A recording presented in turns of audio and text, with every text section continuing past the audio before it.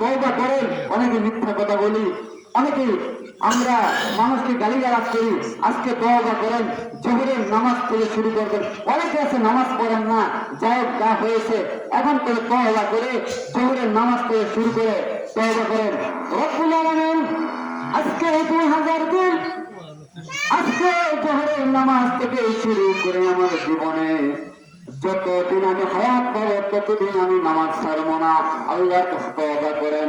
রব্বুল আলামিন আজকে থেকে জীবনের যতদিন পর্যন্ত হায়াত পাবো ততদিন আমরা আল্লাহ রব্বুল আলামিন কোনদিন মিথ্যা কথা বলবো না, মানুষকে গালিগালাজ করবো না। এই যদি তওবা করতে পারেন তাহলে আপনার মধ্যে তাকওয়া আসবে। দেখবেন অনেকে মিথ্যা কথা বলে ফেলে, কারণ কি? আল্লাহ রাব্বুল আলামিনের কারণ করেন মধ্যে আল্লাহর ভয় নাই। দেখবেন একটু পরীক্ষা করে দেখবেন, যখন ফজরের আজান হয়, জোহরের আজান হয়, যে ব্যক্তি আল্লাহ রাব্বুল আলামিনকে ভয় করে সে বান্দা বিছানার মধ্যে কোনদিন থাকতে পারে না। যত ঠান্ডা হোক, যদিও পঞ্চগড়ের মধ্যে সবচেয়ে বেশি ঠান্ডা, এই ঠান্ডা পানি দিয়ে অজু করে যে ব্যক্তি মধুবানায় মসজিদে আসে জামাতের সঙ্গে নামাজ আদায় করার জন্য, সেই ব্যক্তি হলো পরিপূর্ণ তাকওয়াবান। আর তা না হলে আপনারা দেখতে পারেন রাস্তা দিয়ে যখন দুই ব্যক্তি চলে, একজন ব্যক্তির মুখের মধ্যে দাঁড়িয়ে নেয় অথবা দাঁড়িয়ে আসে, সেই ব্যক্তিকে সেই তো নামাজ আদায় করে না। এখন সেই ব্যক্তিকে বলবেন, ভাই তুমি আল্লাহ রাব্বুল আলামিনকে ভয় করো? সে বলবে, হ্যাঁ আমি আল্লাহ রাব্বুল আলামিনকে ভয় করি। ভাই তুমি কি নামাজ পড়ো? ফজর, জোহর, আসর, মাগরিব, ইশা তুমি কি নামাজ আদায় করো? যদি সেই আল্লাহর বান্দা যদি বলে যে হ্যাঁ আমি নামাজ আদায় করি, তাহলে তখন বুঝবেন সে আল্লাহর বান্দা আল্লাহ রাব্বুল আলামিনকে অন্তর দিয়ে ভয় করে। অনুরূপভাবে যে আল্লাহর বান্দা আল্লাহকে ভয় করে নামাজ আদায় করে, সেই ব্যক্তি সর্বদা সত্য কথা বলবে। অনুরূপভাবে আরেকজন ব্যক্তিকে জিজ্ঞাসা করবেন, ভাই তুমি কি আল্লাহ রাব্বুল আলামিনকে ভয় করো? সে বলবে, হ্যাঁ আমি আল্লাহকে ভয় করি। এরপরে জিজ্ঞাসা করবে, তুমি কি নামাজ আদায় করো? ফজর আদায় করো, জোহর, আসর, মাগরিব, এশার নামাজ তুমি জামাতের সঙ্গে আদায় করো?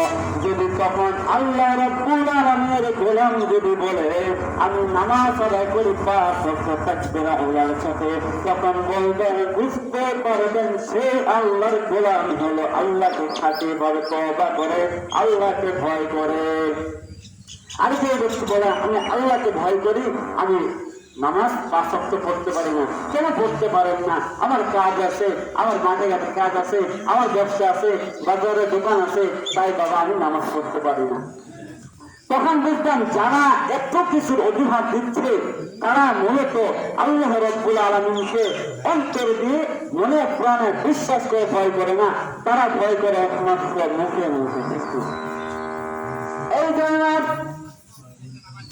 আজকে থেকে যারা আপনার আমার মধ্যে পরিবর্তন চলে আসে, আল্লাহ রাব্বুল আলামিনের হুকুম আমরা সকলেই পালন করব, আল্লাহর নিয়ামত ভোগ করবো এবং আল্লাহ রাব্বুল আলামিনের দেওয়া হুকুম আদায় করব।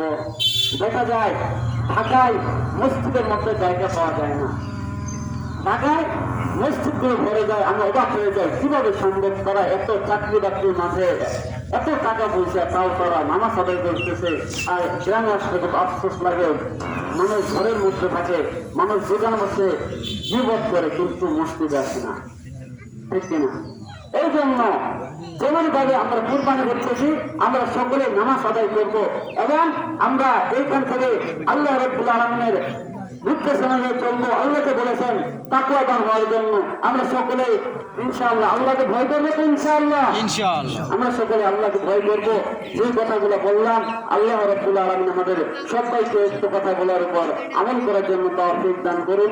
আমিন। আখিরু দাওয়ানা আলহামদুলিল্লাহি রাব্বিল আলামিন। আসসালামু আলাইকুম ওয়া রাহমাতুল্লাহ।